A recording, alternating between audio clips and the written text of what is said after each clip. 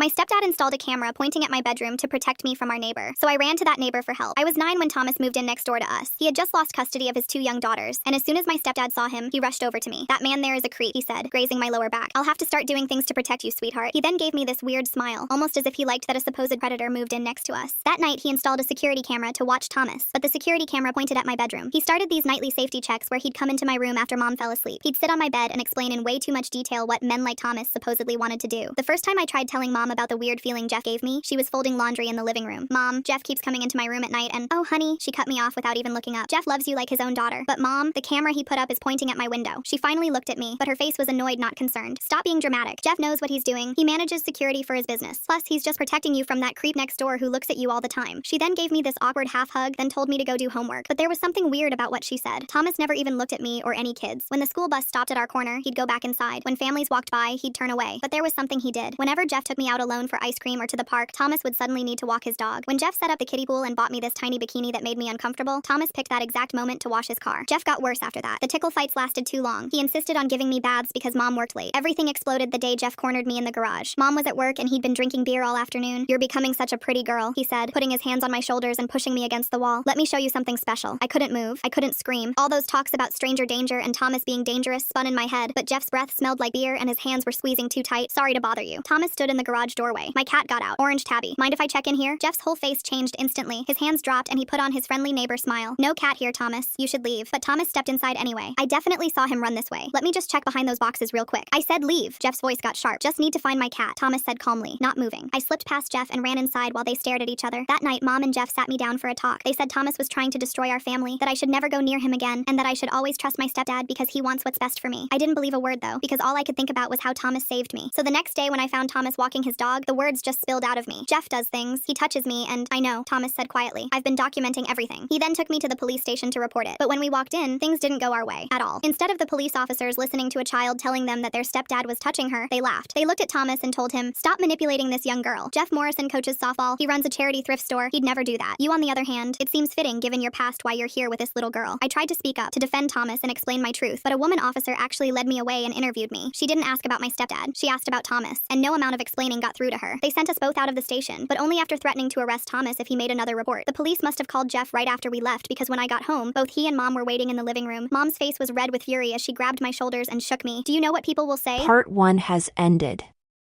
To watch the full story, please go to our channel's homepage and look for the video title that matches the content shown in the picture, and you will find the full story video.